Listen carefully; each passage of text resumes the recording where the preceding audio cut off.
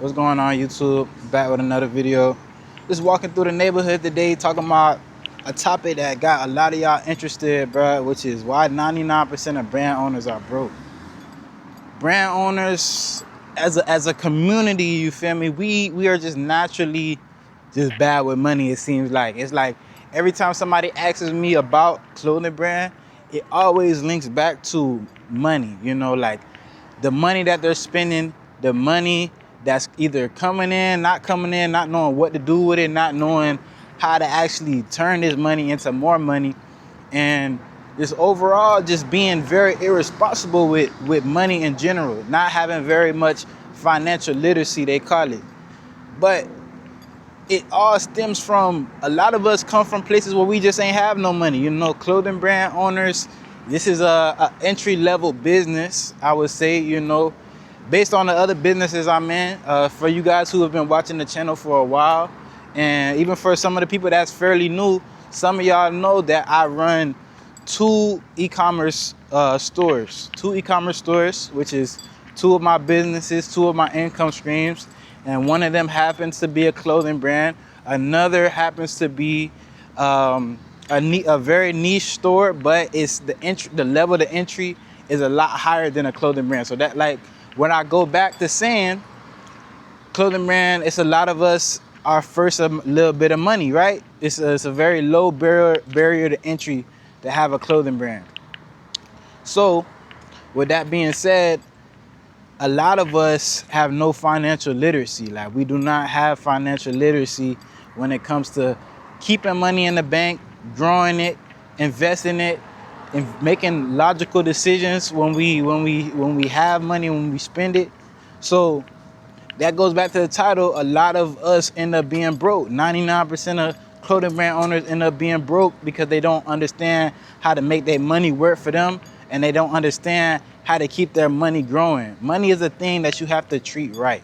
And this is the first point of the video, is money is something that you have to treat right. You got to treat it like it's your girl, fam. You got to treat it like it's your wife.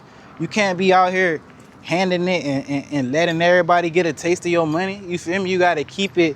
You got to deploy it, but you got to keep it, and you got to be smart with it. A lot of brand owners, the first thing that they do when they get some money is go buy some jewelry. The first thing they go do is go and spend a bunch of money on eating out, going out, traveling. The first thing they do is start tricking on that girl you always wanted. The first thing they do is start buying cars that is way out of what you can afford. So a reason why a lot of clothing brand owners are broke is just because we have businesses, we see other people with the same business living a lifestyle that we believe that we should be living, even though the amount it costs to live that lifestyle is nowhere near the amount that you're making or you're able to afford. So that's the number one thing, is treating money right is the first thing. The second thing on why a lot of clothing brand owners are broke is just how you guys spend your money, right? So I'm gonna give y'all a perfect example of the wrong way, you know, when the money hits your account, and the right way when the money hits your account. So the wrong way is you buy a bulk, right? The bulk gets in, you sell, let's say you sell 75% of the pieces. So you bought 100 pieces, you sold 75 pieces. You down to that last 25 pieces. A lot of y'all are gonna end up spending this money, this 75 pieces, you're gonna end up spending it instead of actually saving, instead of actually reinvesting the money back into your brand. So when I say like this, so you sold 75 pieces, right? 75 pieces have been sold, and you just now waiting on the re-up, right? A lot of y'all need to send that money to the manufacturer as soon as you make it. You know, there's no point in holding on to that. It's no point in holding on to the money, because the longer you hold on to the money, the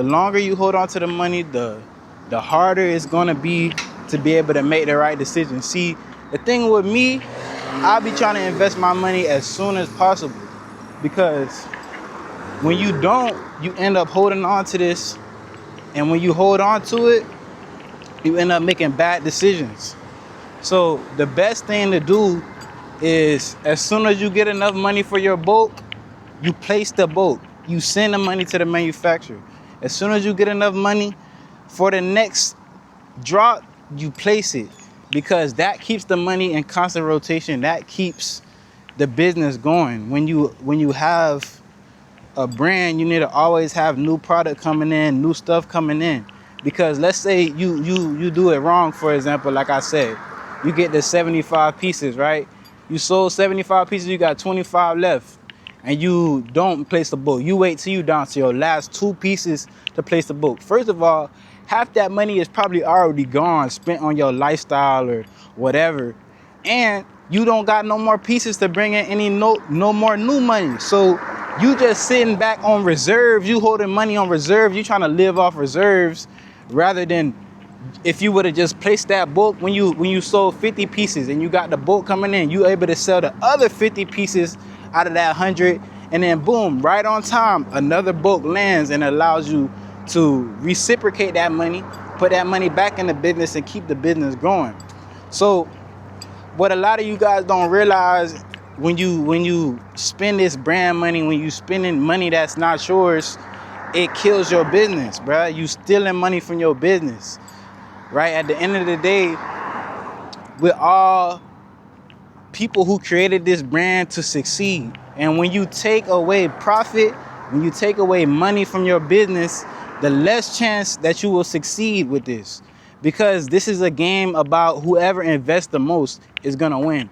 This might be an unfair comparison, but when we look at brands like Adidas, when we look at brands like that, they're spending the most amount of money on marketing. That's why they're able to do the most things, stay in front of your face, stay making money, stay being profitable, and stay going up as a company, as a business, because they're actually investing back into their company, their brand, right? So at a level like that, Adidas, right? Let's say you're a founder. I know they're a publicly traded company, and they're on the New York Stock Exchange and shit like that. But let's just say you was a privately owned company, and you're doing, let's say, $1 million in revenue. You can afford to take 1%. You can afford to take 1% of the revenue and bring it towards your lifestyle, right? But let's say you only making $100K a year. You a 6-figure brand owner, right? You cannot afford to take any profits from your business, bro. And that's just facts. You can't. The reason why is because if you take profits from your business, another 6-figure brand owner who's not taking profits from your business is gonna be able to invest into his, right, and eventually pass you, because he's able to spend more money on ads because he's investing back in his business. He's able to spend more money on marketing because he's investing back in his business. You investing into yourself when you really need to be investing into your business, investing into your lifestyle, into buying these cars, into doing these things that ain't gonna do nothing but, you feel me, make you a bigger target at the end of the day. Is not gonna feed your family. It's not going to push your brand forward, and it's not gonna make you one of them ones. It's not gonna make you legendary. It's not gonna make you like a Virgil. It's not gonna make you like a Rick. It's not gonna make you like a Nike. It's not gonna make you like none of that. You feel me? You're just gonna end up being stagnant. And these are just lessons that I've learned from making these mistakes myself. I made these mistakes, and that's why I come on YouTube, and that's why I come on this channel, and I try to preach to y'all. Don't go broke. Don't go broke trying to live a lifestyle. Don't go broke trying to buy a car, trying to do this, trying to do that. And don't stress yourself out with extra shit. You already got enough with this brand. Why are you going out and buying a car you can barely afford? Why are you going to buy a penthouse off inconsistent money? You feel me? That's how a lot of you guys put yourself in debt. That's how a lot of you guys end up having bad credit. That's why a lot of you guys end up being broke. Now, when we break down why 99% of brand owners is broke, it's just because the lack of financial literacy. When you see people in the other community, and I don't want to put nothing on nothing, because clothing brand is mainly like, you see every different type of race doing it, but a lot of the TikTok stuff is Atlanta, right? Which is mostly black people, mostly people that look like me.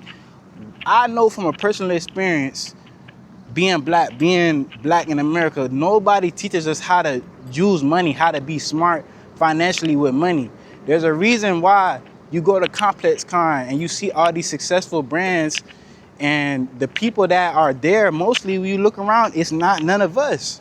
And that's just from my personal experience. I've seen some brothers out there working. I've seen some brothers that invested into their brand and got them to a point where they there. But I've seen a lot of other different type of people there, right? Because they understand that, all right, boom, my clothing business is successful. I don't need to go buy a chain right now. I don't need to buy a nice car right now. I'm gonna wait until I'm at a certain level in revenue to where it makes sense, right? A lot of us, as soon as we hit our first 10K month, we shopping for Hellcats. As soon as we hit our first 20K month, we shopping for penthouses. As soon as we hit a small number in a realistic level of business, we hit a small number like $10,000 a month, and we don't realize that that's not a high enough metric to be able to just go out and buy a new car. That's not a high enough metric to be able to go out and get a new house. That's not a high enough metric for you to be able to live the lifestyle you want to live. Don't worry, brother. You on the path. You on the way. You going to eventually get the things you want. It's just about having delayed gratification and doing that, bro. So that's all I had to say in this video. Why 99% of brand owners is broke? It's because the lack of financial literacy, bro. Remember, stay down. Remember, live below your means, and eventually you will live at your means, right? The means that you want, the cars, the lifestyle you want. Eventually it will come, and eventually it will happen faster and compound faster if you just invest back into your brand. But hey, bro, that's been y'all Dog Chai. I'm so happy to be able to shed this game on y'all and give y'all this game so y'all can move right when y'all making y'all brands. When you finally, because you thought about this idea, you wanted to be successful, but this is the way you do it. This is the way you do it, not by the things you see on the internet, but by the things that real successful businesses do. So if you guys need help, there will be a link in the description for people that want to take that stuff serious. I'm gonna go ahead and catch y'all in the next one. We out.